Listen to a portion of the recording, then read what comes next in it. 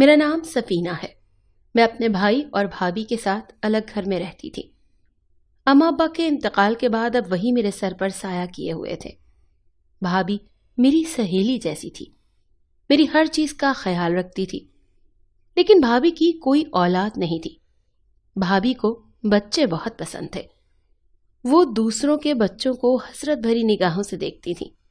میں بھی اپنے گھر میں رونق دیکھنا چاہتی تھی، بچوں کی چہل پہل، بچوں کی آوازیں، ان کے ساتھ کھیلنا، لیکن سب بہت مایوس تھے۔ کسی نے ہمیں مزار شریف پہ جانے کا مشورہ دیا تو کسی نے حکیم کا۔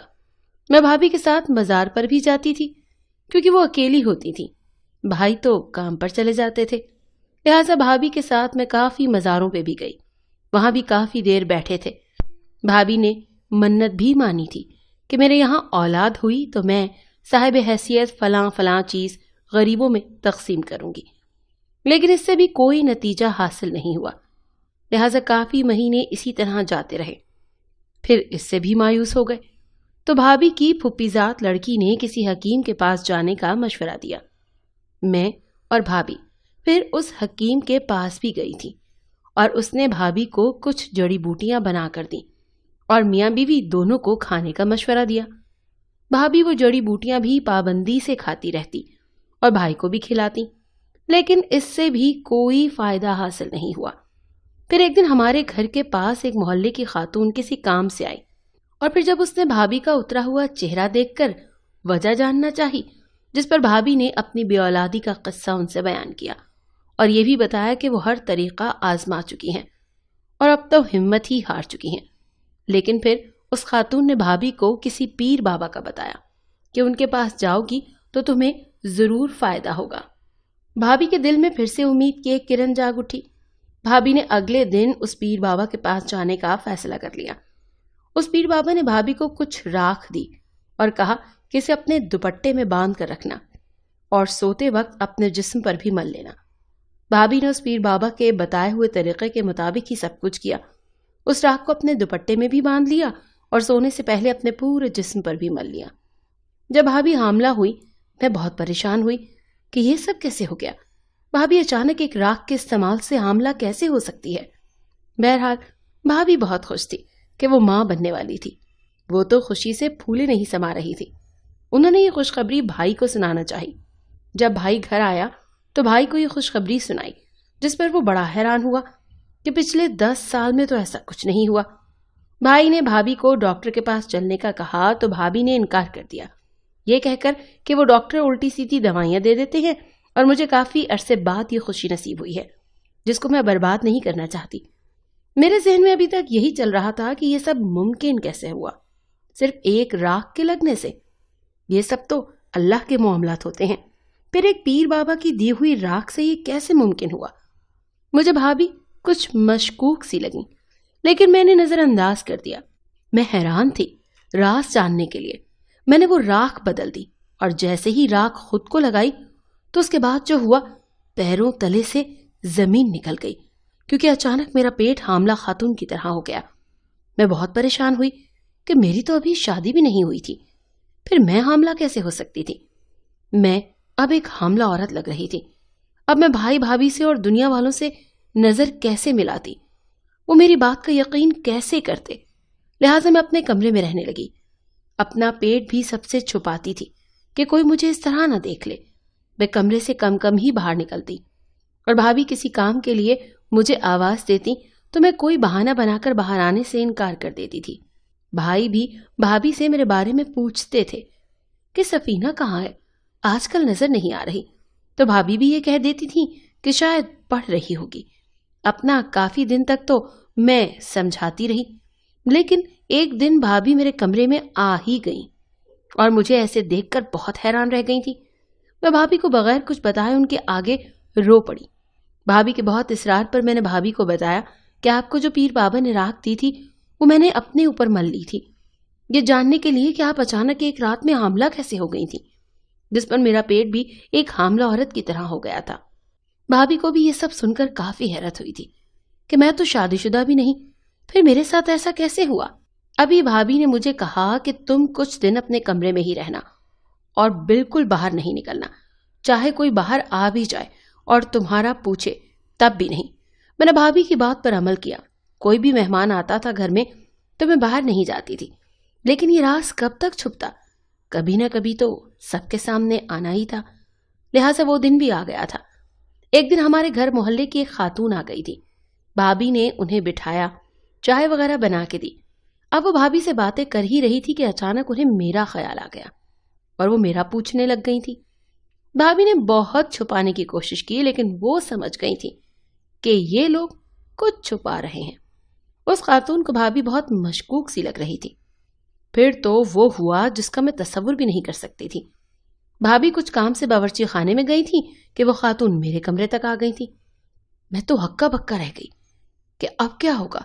अब तो मेरी इज्जत सिर्फ अल्लाह ही के हाथ में थी। फिर यूं हुआ कि अचानक उस खातून के घर से उसका बेटा चिल्लाता हुआ घर में दाखिल हुआ कि अम्मी, शुमाइला सीढ़ियों से गिर गई है। फिर वो खातून भागते हुए अपने घर की तरफ दौड़ी। तब जाकर हमारी सांस में सांस आई।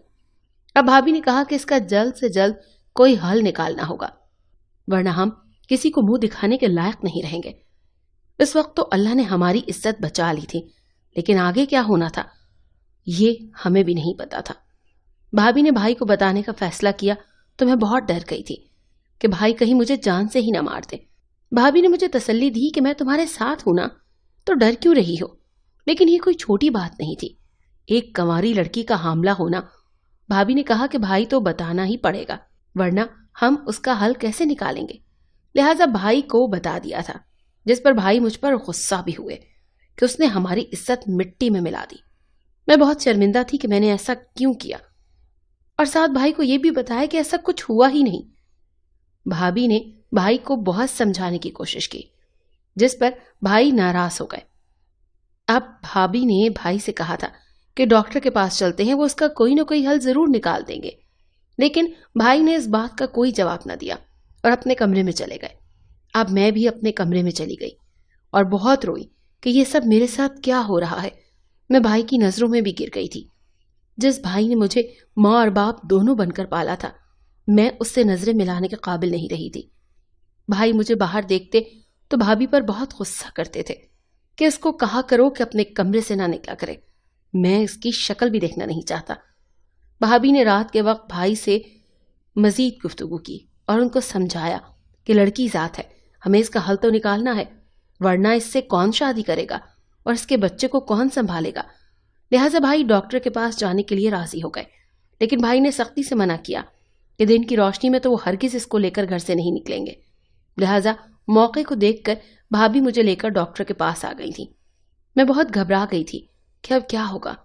मेरे साथ डॉक्टर के पास काफी रश था। हम वहां 2 घंटे से बैठे हुए थे, लेकिन जब हमारी बारी आने ही वाली थी कि डॉक्टर के चेकअप का टाइम खत्म हो गया और ये मामला अब फिर से कल पर चला गया। खैर, हम वहां से घर आ गए थे। घर आए तो भाई ने भाभी से पूछा कि क्या हुआ, डॉक्टर ने क्या बताया। जिस पर भाभी ने बताया कि डॉक्टर के चेकअप का टाइम खत्म हो गया था, इसीलिए हम घर वापस आ गए थे और अब कल फिर से जाना है। मेरी रात बहुत भारी गुजरी थी। ना मैं पूरी रात सोई थी और सुबह का इंतजार कर रही थी कि कब सुबह होगी और कब मेरी ये मुश्किल खत्म होगी। खैर, सुबह हो गई थी। मैं और भाभी घर से करीब छोटी सी क्लिनिक में ही गए थे उस डॉक्टर के पास चेकअप करवाने के लिए। भाभी ने अपना चेकअप नहीं करवाया था, लिहाजा भाभी ने भी पहले अपना चेकअप करवा लिया था, जिस पर पता चला कि भाभी तो हामला है और बहुत जल्द मां बनने वाली है। जिस पर मेरे तो पैरों तले से जमीन निकल गई थी कि अब मेरी बारी आ गई है और मेरी हालत बहुत बुरी हो रही थी और पसीना छूट रहा था। डॉक्टर मुझे अपने साथ चेकअप के लिए ले गई थी। काफी देर के बाद डॉक्टर बाहर आई और कुछ परेशान लग रही थी। भाभी के पूछने पर डॉक्टर ने कोई सही जवाब नहीं दिया और कहा कि मैं कुछ टेस्ट लिखकर दे रही हूं, वो करवा के मेरे पास लाना। टेस्ट का पर्चा लेकर मैं और भाभी लैब गए थे और टेस्ट करवा लिए थे, जिसकी रिपोर्ट कल शाम 4 बजे आनी थी। इसके बाद हम घर चले गए। अब सिर्फ कल का इंतजार था। अगले दिन भी सूरज तुलू हो चुका था। हम दोनों बेसब्री से शाम होने का इंतजार करने लगी। शाम 4 बजे मैं और भाभी लैब गए। वहां से रिपोर्ट्स लेकर डॉक्टर के पास चले गए। डॉक्टर ने रिपोर्ट देखी और बताया कि ये हामला नहीं है, सिर्फ पेट में कोई इन्फेक्शन हो गया है जिसकी वजह से पेट फूल गया है। भाभी को भी इस बात से अंदाजा हो गया था कि वो पीर जाली था। वो मेरे सामने शर्मिंदा होकर रह गई थी کہ مجھ سے بڑی ہونے کے باوجود انہوں نے پیر فقیروں پر بھروسہ کیا اور ہمیں بھی اس بات سے لا علم ہی رکھا، لیکن اس میں وہ بھی کیا کرتی؟ جب اسے اولاد نہیں ہو رہی تھی تو اکثر ہی طبیعت بھی صحیح نہیں رہتی تھی، اور ان سب باتوں کے چلتے جب کسی نے ذکر کیا تو بھابھی نے فوراً سے حامی بھر لی، کیونکہ اسے ہر حال میں بچہ چاہیے تھا۔ لیکن وہ شاید بھول گئی تھی کہ وہ اپنے رب کو چھوڑ کر کسی اور کے آگے گڑ گڑانے جا رہی ہیں، اور پیر کے پاس چلی گئی تھی۔ آج کل تو پیروں کے پاس یہ سب کمائی کا ایک ذریعہ بن گیا ہے، لوگوں کو دھوکہ دے کر کچھ بھی کہہ کر پیسے لے لیتے ہیں۔ بھابھی کو بھی اپنی غلطی کا احساس ہو گیا، اور اسی غلطی کی وجہ سے جراثیم ہو گئے تھے، اور حمل تو قدرتی اللہ کی طرف سے ہوتا ہے۔ بھابھی گمراہ ہو گئی تھی، جس پر بھابھی نے اللہ سے توبہ کر لی کہ آئندہ کسی پیر کے پاس نہیں جائیں گی۔ یہ خود سے وعدہ کر لیا تھا۔ اس کے بعد اب اچانک سے جب اس کو حمل ٹھہر گیا تو ہم سب حیران تھے، لیکن وہ نفل پڑھ کے اپنے رب کا شکر ادا کرنے لگی کہ اس نے اسے معاف کیا اور اس کی جھولی بھر دی۔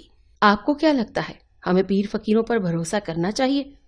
اور آخر میں جو بھابھی حاملہ ہو گئی وہ بہت اچھا تھا، یا اس کی سزا یہی تھی کہ اس انفیکشن کی وجہ سے وہ ہمیشہ بانجھ ہی رہتی، اور دوسرے لوگ بھی بھابھی کو دیکھ کر نصیحت حاصل کرتے اور دوبارہ کبھی بھی پیروں کے چکر میں نہ پڑتے؟